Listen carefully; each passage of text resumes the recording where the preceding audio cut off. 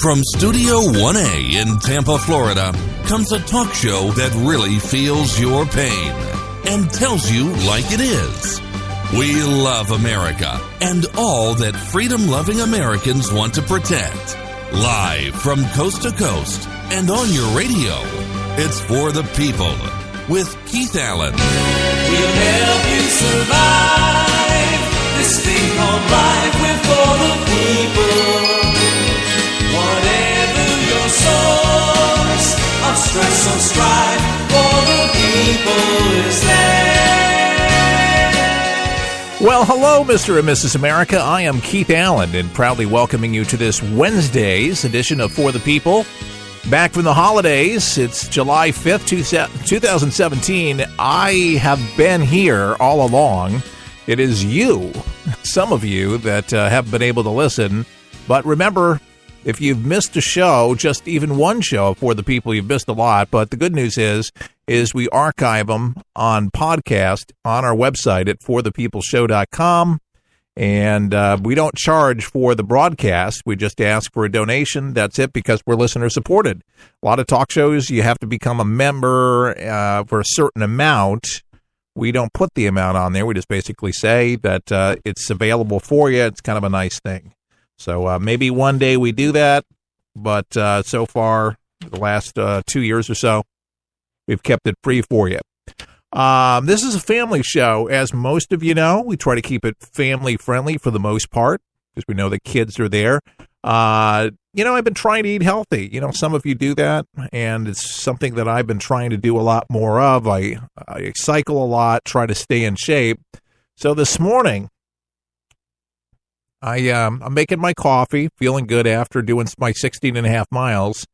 And I open up one of these Amy's Scramblers. Now, Amy's an organic brand, and they have frozen entrees. And I'm eating tofu, and it kind of looks like scrambled eggs and looks like sausage, but it's not. And it's made of vegetables and such. And I've had these before, and they've gone down pretty nice. I put a little hot sauce on there occasionally, and it's just absolutely delicious. Well, this morning, this one did not go down the way it should, and I have a pink bottle. You can't see it. This is radio. And I have some 7-Up. There it is. Let me take a swig.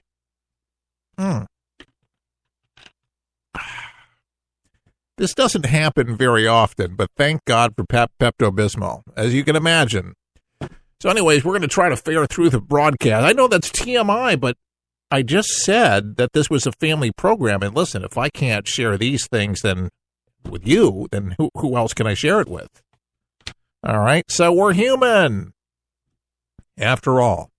By the way, the big news over the 4th of July, in case you did not hear, is that Kim Jong-un launched an ICBM missile. And it was the furthest above the International Space Station, and it has a lot of world leaders very, very upset. Wheels up for Donald Trump. He'll be landing at about 4:30 Eastern time or so in Warsaw, Poland, and ahead of the G20 summit. And Poland, obviously, is very conservative, and they're going to be talking about Russia and North Korea. These are two very strong conversations that Trump will be having with the president over there. But conservative government, and it'll be nice to hear the exchange and the conversation there. But they do have a conservative government and democracy, and it's wonderful over there. It's very, very, very nice. But they have a common issue that we've been really having, and they're going to kind of school Trump on that part of the world. And I'm sure that Trump has already been schooled, if you will, on Vladimir Putin and how aggressive he is. But face-to-face on Friday will be very interesting to hear what came out of some of these discussions and to see what happens. One of the commonalities that we have with Russia, and maybe one thing that we can find common ground, is simply ISIS. We both are fighting ISIS. They don't want these people in their country. They don't like them. And they are killing them. So that's something. That's something at least they can have some common ground and agree on there. And if you don't have anything to sink your teeth into, but that's one. They certainly don't want to have these folks over in their country. That would be very, very, very bad news. Well, Donald Trump tweeting again. This is what he does. He says trade between China and North Korea grew almost 40% in the first quarter. So much for China working with us. But we had to give it a try.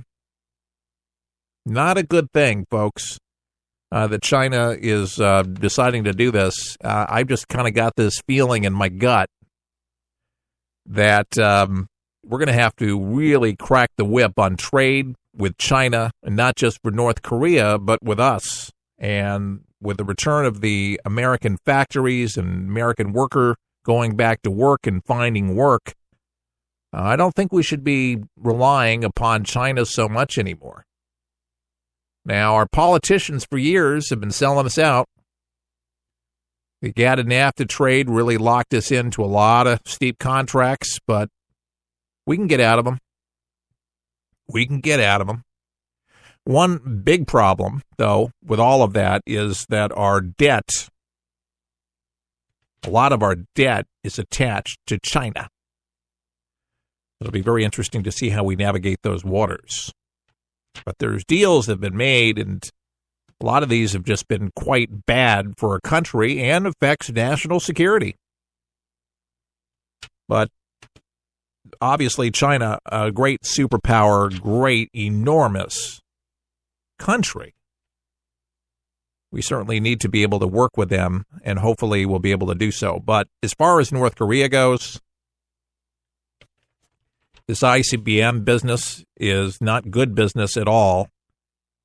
And we're going to certainly need to have, like I've said over the weekend to some of my friends, a concerted effort with many of our best allies to team up with us for this in case there should be some kind of military action. And it's on the table right now. Now, here's why. Folks, military action might really have to come down to it, and it's something that I don't want, nobody really wants. But the North Korean leader, Kim Jong-un, he vowed today that his nation will demonstrate its mettle to the U.S. And by the way, the ICBM missile was pretty much Happy 4th of July, America. He said that one was for Donald Trump. America. That's for us, folks. The ICBM had our name on it, and they want to get closer and closer. So this hard line pretty much is suggesting that North Korea is going to conduct more weapons tests until it perfects nuclear-armed missiles capable of striking anywhere in the United States, anywhere, folks, anywhere on the planet. I mean, if you can get up to outer space and you can control these intercontinental ballistic missiles, what an ICBM is, they have complete control of it, you could go anywhere. You go up, and you wait a little bit, let the Earth spin, and then it goes back down again to exactly where you want it to go. Very dangerous, folks, and they're getting better and better every single time. Now, the United Nations is meeting today. States Japan Japan is very, very, very upset about all of this because it's splashing down a lot of these deals in their waters, and it's closest to them right now. U.S. Secretary of State Rex Tillerson said that the U.S. response would include stronger measures to hold the DPRX accountable using the acronym of the nation's former name, the Democratic People's Republic of Korea. In a show of force, the U.S. and South Korea troops fired deep strike precision missiles off South Korea's east coast today. South Korea's military later released previously shot video showing test firing of a sophisticated South Korean missile and a computer-generated image depicting a North Korean flag in flames with a backdrop of a major building in Pyongyang and North Korea's capital. But a big smile on Kim's face. Big, broad, fat smile. Kim's urging his scientists to frequently send big and small gift packages to the Yankees, it said, in apparent references to continuing the stream of nuclear missiles tests. Pretty much Kim has been ordering since taking power in late 2011. Military force does seem to be what I have predicted all along from the very beginning, and who am I? Only but a spectator, but looking into the terrible state of affairs in North Korea and also the strange brains of this dictator. This guy is a psychopath, in my opinion. He doesn't care much about his folks, certainly only the immediate folks around him, and he has killed his brother, has killed his uncle. He's fed him to the dogs. I mean, this guy is just not a good guy. Problem with Seoul, South Korea, I mean, you got millions of people. So what do? You mass evacuate? That could be done. Bring ships in, cruise ships, get people out, bus them out, plane them out, and bus them to the planes, and then fly them out of there. I don't see any other way but evacuating and then getting in there and doing some shock and awe. I wouldn't be surprised if some of that doesn't start circulating, because ratcheting up this, I don't think it's just mere rhetoric. Some people say, he's not crazy. He's just doing that. He's flexing his muscles. He wants the powers. And who are they watching, and who are they probably taking their marching orders from? It's probably Iran, because they're working with their scientists over there, and they're pushing the brass there, pushing the metal. That's exactly what they're doing. Kind of interesting. That's what Iran's strategy has been with the U.S. And who else is doing that? Russia, pushing it, buzzing our planes, buzzing our ships, and not helping us, obviously, in Syria, and trying to do a little diplomacy. Putin recommended that we actually just get our ships out of there and stop trying to ready ourselves for eventualities over there, which would be insane, but that was Putin's advice to the United States to get out of there.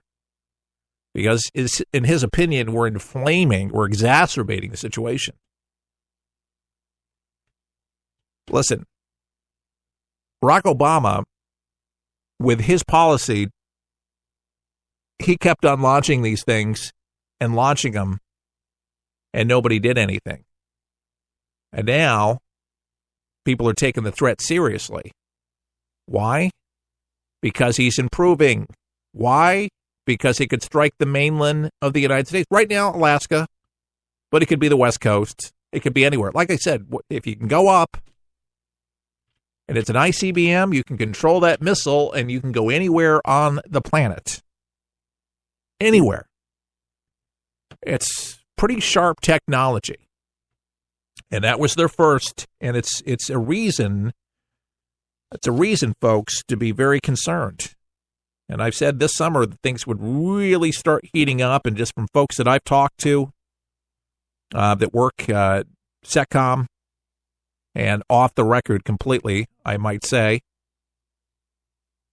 But if the United States were to hold talks with North Korea, they say that they're not going to do it.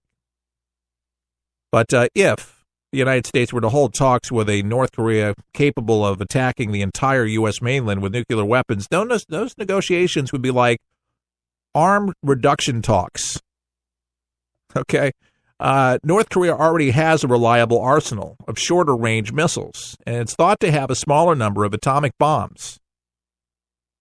Some outside civilian experts believe that North Korea has the technology to mount warheads on short-range Rodong and Scud missiles that can strike South Korea and Japan, two key U.S. allies, where about 80,000 American troops are stationed. But it's unclear if it's mastered that technology needed to build an atomic bomb that could fit on a long-range missile. That's his preoccupation.